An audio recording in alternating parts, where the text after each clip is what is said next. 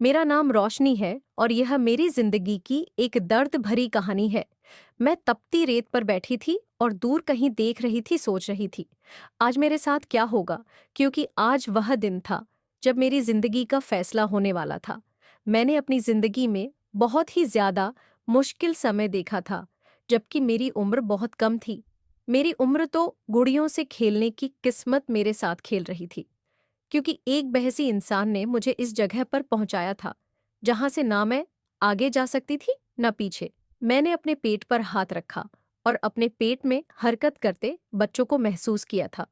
ये वह हरकत होती है जो हर औरत महसूस करना चाहती है, क्योंकि यह औरत की जिंदगी के बहुत ही हसीन और जरूरी पल होते हैं। इन पलों के बिना औरत अधूरी रहती है, लेकिन मैं यह पल महसूस करते हुए बहुत बड़ी तकलीफ से गुजर रही थी। थोड़ी देर के बाद मेरी माँ भी वहां पर आ गई थी। उसने कहा कि चलो, हमारे निकलने का समय हो गया है। समय ज्यादा नहीं है, हमें जल्द से जल्द अस्पताल पहुंचना है। मैंने बेबसी से अपनी माँ की तरफ देखा था। काश समय पीछे को मुड़ जाता और मैं फिर से वही अलहर घुड़ियों से खेलने वाली रोशनी होती, जिसे किसी से कोई मतलब नहीं था। लेकिन यह 9 महीने मेरी जिंदगी में तूफान लेकर आए थे और मैं तूफान से उभर नहीं पा रही थी। मैंने कहा कि माँ, क्या आज के बाद मेरी जिंदगी बदल जाएगी? मेरी माँ ने कहा, हाँ, जिंदगी तो बदल जाएगी। मैंने कहा, क्या सब कुछ ठीक हो जाएगा? तो मेरी माँ ने कहा कि नहीं, कुछ ठीक नहीं होगा, बल्कि शायद और भी ज्यादा खराब हो जाएगा। मैंने यह सब सुनकर रोना शुरू कर दिया। माँ ने कहा कि औरत होना ही है, सजा है। जब औरत पैदा होती है तभी से उसके साथ समस्याएं शुरू हो जाती हैं। उसकी पैदाइश से कोई खुश नहीं होता और उसके बाद उसे ऐसी उम्मीदें लगाई जाती हैं जिन पर अगर वह पूरी ना उतरे तो उसके लिए जीना हराम कर देते हैं। दुनिया जमाने की उम्मीदें और शर्तें उसके सामने रख दी जाती हैं और औरत से उम्मीद लगाई जाती है कि वह मर्दों की इन बनाए हुए रस्मों, रिवाज और शर्तों पर पूरी उतरे। इज्जतों की, पगड़ियन की सुरक्षा भी उन्होंने करनी होती है। नस्ल को आगे बढ़ाने की जिम्मेदारी भी उन पर होती है और उनकी परवरिश की भी। अब मैं क्या कुछ कहूँ? मैं तुझे डराना नहीं चाहती, पर तू भी तो वक्त से पहले बड़ी हो गई है। क्या कर सकती हूँ मैं? मेरी माँ ने कहा कि कुछ खराब हो या ठीक, तेरी माँ हमेशा तेरे साथ खड़ी रहेगी, तुझे अकेला नहीं छोड़ेगी, बस हिम्मत रखो। भगवान ने चाहा तो सब कुछ ठीक भी हो सकता है। मैं अपनी माँ के गले लग गई और वह मुझे वहां से ले गई जहां वह मुझे लेकर जा रही थी। मैं वहां जाना नहीं चाहती थी, लेकिन आज से और महीने पहले की बात है। हम लोग एक बहुत ही पुराने और छोटे से इलाके में रहते थे। यहाँ पर गिनती के ही घर थे और एक ही छोटी सी दुकान पर एक नर्स बैठी थी जो लोगों का इलाज करती थी, और उसके अलावा कुछ भी नहीं था। कपड़े जूते लेने के लिए भी बहुत दूर जाना पड़ता था, रेगिस्तान को पार करना पड़ता था। हमारा इलाका बहुत ही छोटा सा था। कुछ लोगों को तो इस इलाके के बारे में पता भी नहीं होगा कि यहाँ पर इंसान भी बसते हैं या नहीं। हमारा एक ही घर था। वह घर इतना बड़ा नहीं था, लेकिन उसमें पूरे 15 लोग रहते थे। मैं, मेरे दादा दादी, माँ बाप, मेरा एक छोटा भाई, मेरे चाचू और एक मेरे बाबा के कजिन भी रहते थे जो उनके चाचा के बेटे थे, और हम उन्हें चाचू ही कहते थे। हमारे खानदान में लड़की के पैदाइश को अच्छा नहीं माना जाता था। पिछले 2 नस्लों से हमारे खानदान में कोई लड़की पैदा नहीं हुई थी। लड़की की पैदाइश का सुनकर ऐसा लगता था कि जैसे घर में मौत हो गई हो। जैसे ही खबर मिलती लड़की पैदा हुई है, सबके मुंह लटक जाते और यही सवाल किया जाता कि आखिर लड़की पैदा क्यों हुई है। जब मेरी माँ की शादी हुई तो उनकी पहली औलाद मैं थी। सबका कहना था पहले बेटा होना चाहिए था, लेकिन भगवान की मर्जी थी कि मैं पहले पैदा हो गई और मेरा भाई। बाद में यह भी भगवान का धन्यवाद था कि उसने मेरी माँ को एक बेटा दिया था, नहीं तो उनकी कोई इज्जत नहीं रहनी थी। लेकिन अभी भी मेरी वजह से उनको बातें सुनने को मिलती थी। पर मेरी माँ सबसे ज्यादा मुझे ही मोहब्बत करती थी। मेरे छोटे भाई से प्यार करने के लिए पूरा घर था, लेकिन कोई मुझसे प्यार नहीं करता था सिवाय मेरी माँ के। इसीलिए मैं भी अपनी माँ की गोद में दुखी रहती थी। मैं हैरान थी कि वह भी तो उन्हीं लोगों में पली बड़ी थी। उनकी परवरिश भी तो ऐसे ही की गई थी जो बेटियों से नफरत करते थे। लेकिन मेरी माँ ने तो हमेशा मुझे प्यार किया था। और क्यों ना करती? वह मेरी माँ थी। 9 महीने मुझे पेट में रहकर, मौत की सी तकलीफ सहकर उसने मुझे जन्म दिया था, मुझे पैदा किया था, मेरे लिए तकलीफ उठाई थी, इसीलिए मेरी खातिर सबसे बातें भी सुनती थी। मेरे बाबा अच्छे इंसान थे, लेकिन मुझसे इतना ज्यादा प्यार नहीं जताते थे। शायद प्यार तो करते ही होंगे, पर उनको प्यार जताने की आदत नहीं थी। एक दिन मैंने माँ और बाबा को बातें करते हुए सुना। मेरी माँ ने कहा कि लोग क्यों बेटियों से नफरत करते हैं, तो मेरे बाबा ने कहा, बेटियां कभी कभी ऐसी बदनामी लेकर आती हैं जो बेटे कभी लेकर नहीं आ सकते, इसलिए बेटियों से नफरत की जाती है। बेटियां माँ बाप की इज्जत को संभाल नहीं पाती, इसीलिए माँ बाप बेटियों के नाम से भी डरते हैं और भगवान से प्रार्थना करते हैं कि उनके घर बेटी पैदा ना हो।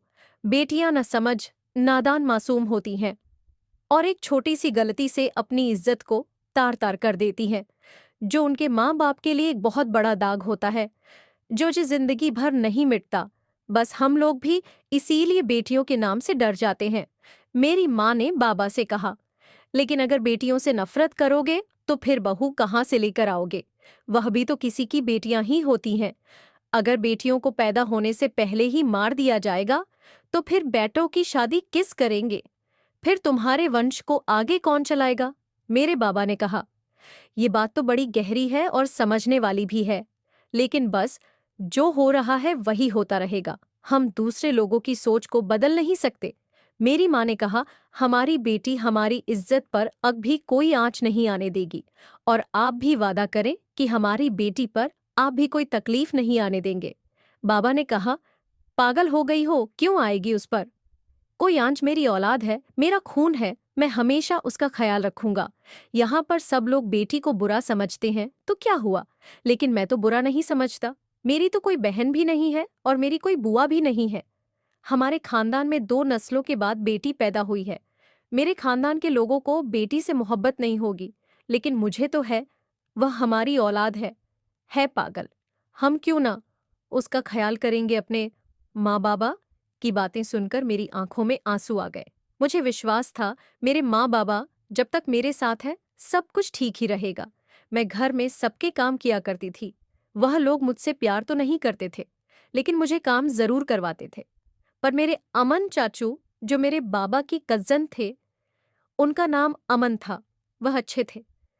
वह कभी कभी मेरे लिए कोई ना कोई चीज ले आते थे, मुझे अपनी गोद में बिठा लेते हैं और मुझे सहला हुई चीज खिलाते थे।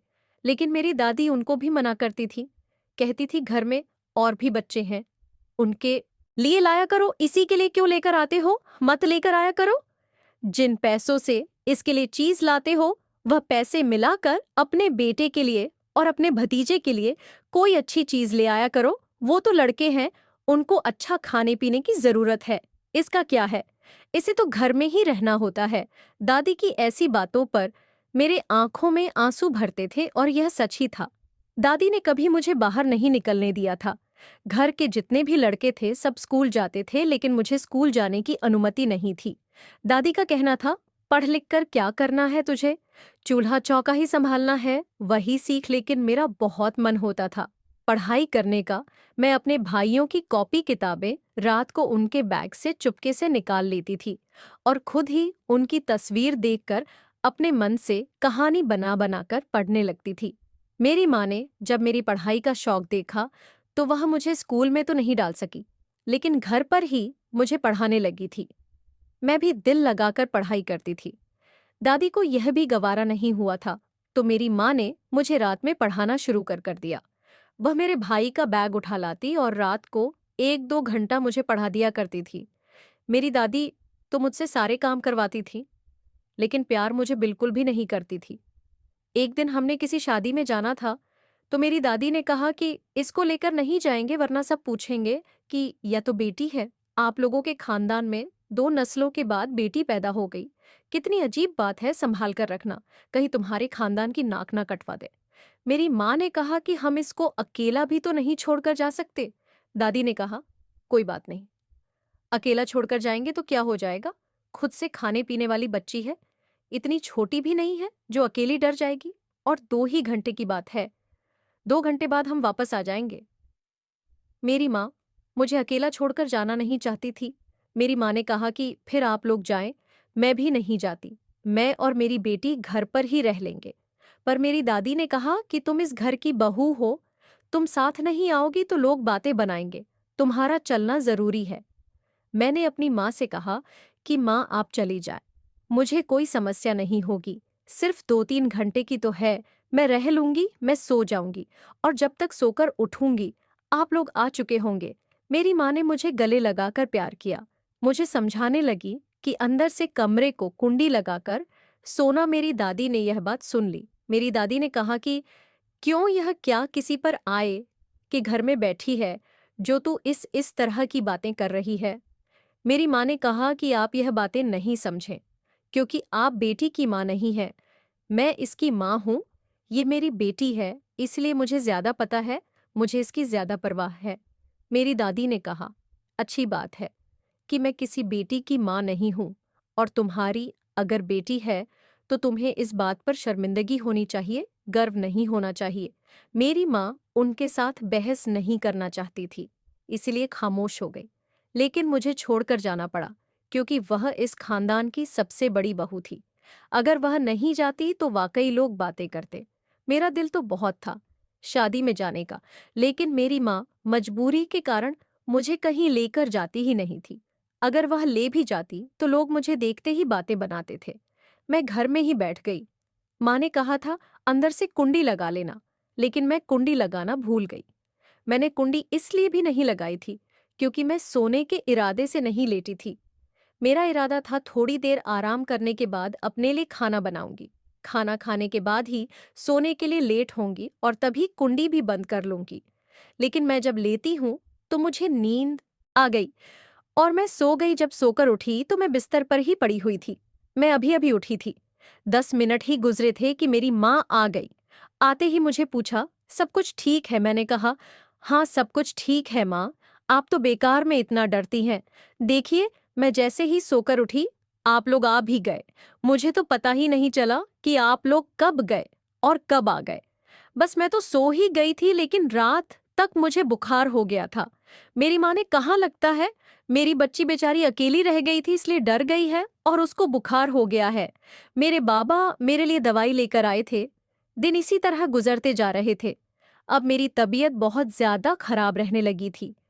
कभी कभी मेरे पेट के निचले हिस्से में दर्द भी होता तो कभी मुझे उल्टियां भी आती। मेरी माँ मुझे उसी नर्स के पास लेकर जाती जिसने एक छोटा सा क्लिनिक बनाया हुआ था। वह मुझे कोई ना कोई दवा दे देती। उसके पास कोई मशीन भी नहीं थी जिससे वह मेरे पेट के अंदर देख सकती कि पेट में दर्द क्यों होता रहता है। उसके पास बस दवाई होती थी जो वह सबको दे देती थी, और बड़ी ही गंदी सी दवाई होती थी, लेकिन यहाँ के लोगों को आराम आ ही जाता था। मेरी तबीयत अब बहुत ज्यादा खराब रहने लगी थी। मुझे उल्टियां भी बहुत ज्यादा आती थी। मुझे चक्कर भी आते थे। मेरी माँ एक दिन मुझे जांच हुई नजरों से देख रही थी। मैंने कहा, क्या हुआ? माँ तो उन्होंने कहा, नहीं कोई बात नहीं, ऐसा तो हो ही नहीं सकता। मैं भी पता नहीं क्या क्या सोचने लगती हूँ। मैंने कहा, माँ अपने क्या सोच लिया और क्या नहीं हो सकता? उन्होंने कहा, नहीं नहीं, कुछ नहीं। जरूर तूने कोई उल्टी सीधी चीज खा ली है जिसके वजह से तेरे पेट में कुछ गड़बड़ हो गई और तुझे उल्टियां आती रहती है और तेरे पेट में भी दर्द रहता है, तभी तो ठीक नहीं हो पा रही है। मेरी माँ वैसे बहुत ही हिम्मत वाली औरत थी। उन्होंने सारी जिंदगी हिम्मत से काम लिया था। मेरे दादा और दादी बड़े गुस्से वाले थे और मेरी माँ को कभी भी पसंद नहीं करते थे। मेरी दादी मेरी माँ को हर समय बुरी भली बातें सुनाती रहती थी और मेरी माँ चुपचाप सुनती रहती थी। मेरे दादा ने भी कभी मेरी माँ की साइड नहीं ली थी और ना ही कभी मेरे पापा ने मेरी माँ की साइड ली थी। वह अकेले में तो माँ से बहुत प्यार जताते थे, लेकिन अपने माँ बाप के सामने नजर भी नहीं उठाते थे, और इसीलिए मेरे दादी मेरी माँ की कभी इज्जत नहीं करते थे। और वजह यही थी कि मेरी माँ ने पहली बेटी को जन्म दिया था। बेटी की बजाय अगर वह बेटे को जन्म दे देती और दूसरी औलाद बेटी पैदा हो जाती तो शायद मेरी माँ को इतनी बातें नहीं सुनना पड़ती। लेकिन उन्होंने तो खानदान की परंपरा को ही तोड़ दिया था। खानदान में हमारे सबसे पहले बेटा ही पैदा होता था। उसके बाद भी 2 नस्लों से बेटी पैदा नहीं हुई थी। और हुई भी तो पहले बेटी पैदा हुई थी, इसलिए सब लोग मेरे साथ साथ मेरी माँ से भी नफरत करते थे। मेरी माँ ने चुप का दामन थामे रखा था, कभी मुंह से कुछ भी नहीं बोला था। दिन इसी तरह गुजरते जा रहे थे। मेरा पेट भी अचानक से बढ़ने लगा था। मेरी माँ ने कहा कि लगता है तेरे पेट में पानी भर गया है, इफ हो गया है, तभी तेरा पेट इतना मोटा होता जा रहा है। अब तो मेरे बाबा भी परेशान थे, कहने लगे कि अब तो इसे शहर ले जाना पड़ेगा, लेकिन अभी तो शहर ले जाने के पैसे नहीं है। 1 महीना और इंतजार करो, अगले महीने ले जाऊंगा। मेरी माँ ने कहा कि 1 महीने तक बेचारी दर्द कैसे बर्दाश्त करेगी। बाबा ने जाकर दर्द की गोली लाकर दे दी। कहने लगे कि यह गोली दे दिया करो, दर्द कम हो जाएगा, हम कुछ नहीं कर सकते। अगले महीने बाबा के पैसे आए तो फिर वह मुझे मेरी माँ को लेकर शहर गए। डॉक्टर ने मेरा चेकअप किया तो डॉक्टर भी हैरान रह गई। उसने कहा कि आपकी बेटी तो माँ बनने वाली है। यह सुनकर तो मैं भी हैरान रह गई थी। मेरे माँ बाप भी आंखें फाड़े, कभी मुझे तो कभी डॉक्टर को देख रहे थे। कहने लगे, डॉक्टर जी, जरूर आपको कोई गलतफहमी हुई है, इसकी उम्र तो अभी बहुत कम है। उन्होंने कहा, हम कोई गलतफहमी के ऊपर बात नहीं करते, हम पूरी तरह श्योर होते हैं, तभी पेशेंट को बताते हैं कि उसकी क्या कंडीशन है। देखें, हमने यह मशीन से चेक किया है, आपकी बेटी प्रेग्नेंट है, बल्कि 2 जुड़वा बच्चों की माँ बनने वाली है, और अब तक काफी समय भी गुजर गया है। डॉक्टर सही कह रही थी, मेरी तबीयत खराब हुए लगभग 4-5 महीने हो चुके थे। डॉक्टर ने कहा, अब कुछ नहीं हो सकता, इसको बच्चे पैदा करना ही पड़ेंगे। मेरे माँ बाप के लिए और खुद मेरे लिए भी ये बहुत बड़ा धमाका था। अजीब बात यह थी, मेरे बाबा ने वहीं पर मेरी माँ से झगड़ा करना शुरू कर दिया। डॉक्टर ने कहा, देखिए, आपको अपने बच्चों पर नजर रखनी चाहिए थी और अपने घर के हालात पर भी। अब एक दूसरे से झगड़ने से कुछ नहीं होगा।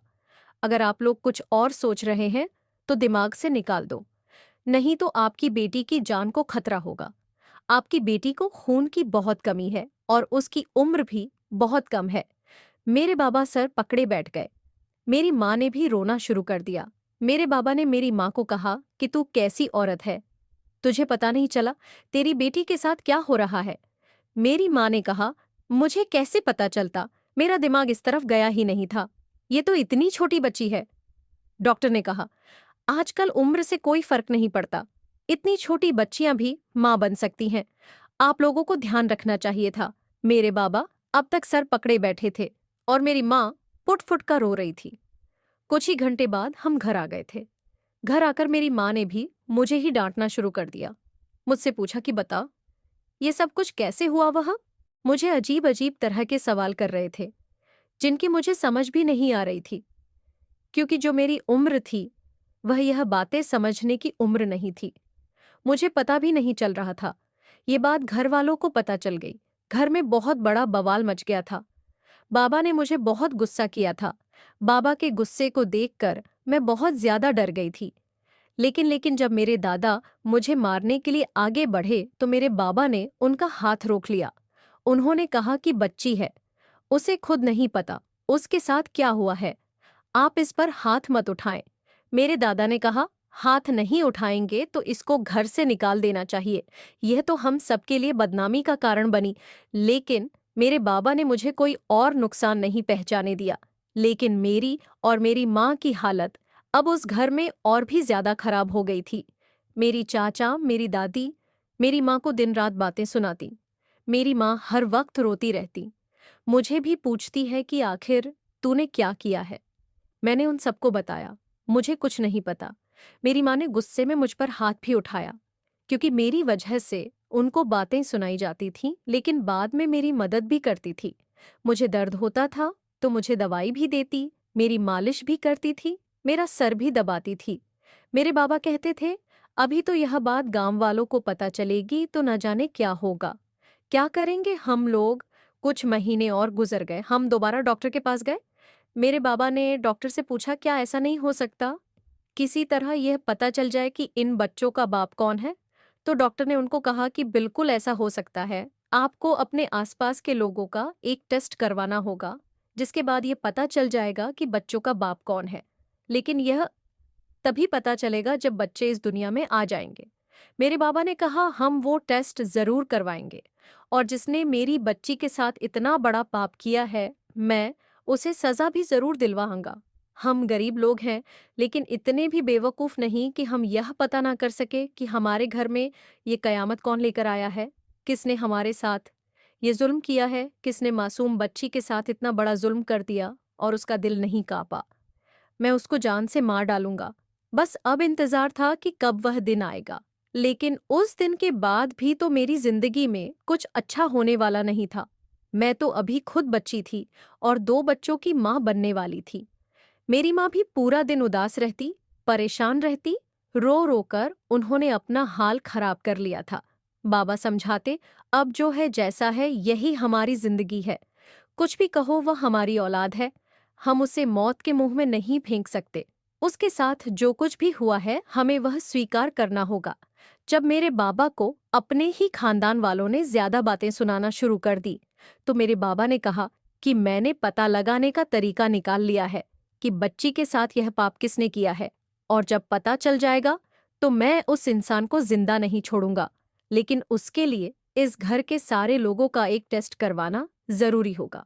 यह तो मुझे विश्वास है कि रोशनी के साथ जो कुछ भी हुआ है वह घर के ही किसी मर्द ने किया है, क्योंकि रोशनी घर से बाहर कहीं भी नहीं जाती, और उसके लिए हमें घर वालों का एक टेस्ट करवाना होगा। यहाँ के लोगों के लिए ये बातें ऐसे ही थी जैसे किसी और दुनिया की बातें हो रही हो। किसी को कुछ पता नहीं था कि जब बच्चे पैदा होंगे तो उनके जरिए ही कैसे पता लगाया जा सकता था कि बच्चे का बाप कौन है, क्योंकि सब लोग तो अनपढ़ ही थे। मेरे बाबा थोड़ा बहुत पढ़े लिखे थे, इसलिए वह इन बातों को थोड़ा थोड़ा समझते थे। बल्कि डॉक्टर ने भी उन्हें बहुत समझाया था कि अगर डीएनए टेस्ट कर लिया जाए तो बच्चे के बाप का पता चल जाता है। आप जिस जगह से आए हैं वहां शायद लोग पर ए लिखे नहीं है, और लोगों को पता नहीं होगा। उनके लिए बात एक अजूबा हो सकती है, लेकिन यह सच्चाई है। ऐसा करने से बच्चों के बाप का पता लगाया जा सकता है। जब यह बात घर में चली तो घर में मेरे दादा दादी और चाचू वगैरह ने और भी बवाल डाल दिया। उन्होंने कहा कि घर के लोगों पर तुझे शक करते हुए शर्म नहीं आई। तेरी बेटी ही खराब है, उसका ही चाल चलन ठीक नहीं है, और तू इल्जाम हम लोगों पर लगाता है। अब तो घर वालों ने मेरे बाबा को भी परेशान करना शुरू कर दिया था। कोई भी अपना टेस्ट करवाने को तैयार नहीं था। माँ बाबा को इतना परेशान देकर मेरा दिल करता कि मैं अपनी जान ले लूं, ताकि मेरे माँ बाबा की परेशानी खत्म हो जाए। एक दिन मैं ऐसा करने भी लगी थी जब मेरी माँ ने मुझे बचा लिया। मुझे गले से लगाकर रोने लगी। उन्होंने कहा, ऐसा कभी भी मत करना, तुम हमारी औलाद हो। हमने तुम्हें कितनी मुश्किल से पाला है, और तुम ऐसा करोगी तो हम भी जिंदा नहीं रह सकते। लेकिन मैं क्या करती? मैं अपने माँ बाप की परेशानी नहीं देख सकती थी, उनको इस हाल में नहीं देख सकती थी। समय गुजरता चला जा रहा था, और फिर वह दिन भी आ गया जिस दिन शायद मेरी औलाद इस दुनिया में आने वाली थी। क्योंकि सुबह मेरी हालत बहुत खराब थी, लेकिन मैं घर से बहुत दूर रेत के टीले पर जाकर बैठ गई थी। मेरी माँ मुझे ढूंढती हुई मेरे पास आई। मैं वहां बैठी अपने लिए दुआ कर रही थी। भगवान से कह रही थी कि मेरे नसीब में कोई और दुख मत लिखना। मेरे माँ बाप को मेरी वजह से कोई मुश्किल परेशानी ना हो। मेरी माँ ने मुझे ढूंढ लिया। उन्होंने कहा कि चल मेरे साथ। मैंने कहा, माँ, आज के दिन के बाद मेरी जिंदगी में सब कुछ बदल जाएगा ना? उन्होंने कहा, हाँ। मैंने कहा, क्या? जो बदलेगा वह अच्छा होगा। तो मेरी माँ ने कहा, नहीं, अच्छा नहीं होगा, शायद इससे भी ज्यादा बुरा होगा। लेकिन हिम्मत रखना, मैंने कहा। फिर मेरे जिंदा रहने का क्या फायदा? भगवान करे मैं मर जाऊं। मेरी माँ ने कहा कि ऐसा बिल्कुल मत बोलो। जो भी होगा, जो भी परेशानी होगी, मैं तेरे साथ रहूंगी, हमेशा तेरा साथ दूंगी। अभी तक तेरा साथ दिया है कि नहीं? मुझे मेरी माँ के होने से बड़ी तसल्ली थी। लेकिन ये जो कुछ भी हो रहा था, ठीक नहीं हो रहा था। सारे गांव वालों को अब पता चल चुका था, और मेरे अपने ही खानदान वाले हम पर थूक रहे थे कि यह लॉयन की बेटी ने कहीं मूंग काला किया है, और अब ये इसका साथ भी दे रहे हैं। लेकिन मेरा भगवान जानता था कि मैं मासूम थी, निर्दोष थी, मैंने कुछ भी गलत नहीं किया था। और फिर भगवान ने मेरी राहें आसान कर दी थी। मुझे ज्यादा तकलीफ नहीं हुई, और मेरी गोद में 2 बच्चे आ गए। एक बेटा और एक बेटी, इतने प्यारे बच्चे, इतने खूबसूरत, किसी ने आज तक नहीं देखे थे। लेकिन उनकी किस्मत खूबसूरत नहीं थी। उनके साथ क्या होने वाला था, किसी को नहीं पता था। उनको तो उनके बाप का भी नहीं पता था। मेरे बाबा अगले दिन ही डॉक्टर के पास गए और कहा कि हमने टेस्ट करवाना है। उन लोगों ने 2 आदमियों को बाबा के साथ कर दिया। कहा कि आपके घर से सैंपल लेकर आएंगे, लेकिन घर वालों ने साफ कह दिया कि हम सैंपल नहीं देंगे। तो बाबा ने कहा कि क्यों, तुम लोगों के दिल में चोर है क्या? मेरे दादा ने कहा कि इसकी यह गलतफहमी भी हल करवा दो। दादा ने सबको कहा कि सैंपल दे दो, लेकिन सबकी शक्ल अजीब सी बनी हुई थी। फिर भी उन्होंने अपने खून का सैंपल दे दिया। बच्चों के खून का भी सैंपल लिया गया। रिपोर्ट अस्पताल पहुंचा दी गई। अस्पताल वालों ने कहा, 2 दिन के बाद आकर आप रिपोर्ट ले जाना। ये 2 दिन हमारे लिए बड़े मुश्किल गुजर रहे थे। घर में भी अजीब सा माहौल बना हुआ था। दोनों बच्चों को मेरी माँ संभाल रही थी। दादा ने कहा, अगर इस घर के अंदर कोई गुनहगार निकला तो उसको सजा मैं खुद दूंगा, लेकिन अगर इस घर से कोई गुनहगार नहीं निकला और तेरी बेटी ने ही कोई चक्कर चलाया हुआ है तो तेरी बेटी को और तुझे इस घर से हमेशा के लिए जाना होगा। तुम लोगों को ज्यादा में भी कोई हिस्सा नहीं मिलेगा और तुम लोग हमारे लिए हमेशा हमेशा के लिए मर जाओगे। हम तुम लोगों की शक्ल भी नहीं देखेंगे। मेरे बाबा ने कहा, जो भी नतीजा निकलेगा, जो कुछ भी होगा, मैं भुगतने को तैयार हूं। मेरी माँ रात को मेरे बाबा से बात कर रही थी। वह कह रही थी, अगर हम लोग ही गलत हुए? तो मेरे बाबा ने कहा, क्यों हम लोग गलत होंगे? हम लोग गलत हो ही नहीं सकते। मेरी बेटी कभी घर से बाहर निकली ही नहीं और मुझे अपनी बेटी पर पूरा भरोसा है। जो कुछ भी उसके साथ किया गया है, उसकी मासूमियत का फायदा उठाकर उसको अंधेरे में रखकर किया गया है, मेरी माँ ने कहा। लेकिन फिर भी मानकर देखो, अगर हम गलत हो गए तो क्या करेंगे? ये लोग तो हमें यहाँ से निकाल देंगे, हम कहाँ जाएंगे? बाबा ने कहा कि कहीं चले जाएंगे, मैं मजदूरी कर लूंगा, तुम लोगों के घरों में काम कर लेना, भीख मांग लेंगे, लेकिन अपने बच्चों पर, अपने बच्चों की औलाद को कोई आंच नहीं आने देंगे। मेरे बाबा मुझे कभी भी इतना प्यार नहीं करते थे, प्यार नहीं जताते थे, हमेशा अपने ही कामों में बिजी रहते थे। लेकिन वह हमसे इतना प्यार करते थे, मुझे अंदाजा नहीं था कि मेरे लिए वह अपने खानदान वालों से झगड़ रहे थे और उनसे दूर हो जाने को भी तैयार थे। मेरी माँ ने रोना शुरू कर दिया। मेरे बाबा ने कहा कि रो नहीं, सब कुछ ठीक हो जाएगा। बच्चे बहुत छोटे थे, लेकिन मुझे तंग नहीं करते थे। शायद उनको पता था उनकी माँ इतना ज्यादा सहन नहीं कर सकती, इसीलिए चुपचाप पड़े रहते थे ज्यादातर। तो मेरी माँ ही उन्हें देखती थी, क्योंकि मैं तो खुद ही छोटी थी। मुझे वह बच्चे कहाँ संभलने वाले थे। 2 दिन के बाद रिपोर्ट सामने आ गई। डॉक्टर ने मेरे बाप को बुलाया। मैं वहीं पर उनके साथ गई थी। डॉक्टर ने वह रिपोर्ट बाबा को समझा दी। बाबा वापस आए तो गुस्से से लाल हुए पड़े थे। उनके पास एक ही मौका था। घर में सब लोग मौजूद थे। मेरे दादा ने कहा, बताओ क्या है? दादा ने कहा, अगर कोई गुनाहगार घर से हुआ तो मैं खुद उसे सजा दूंगा।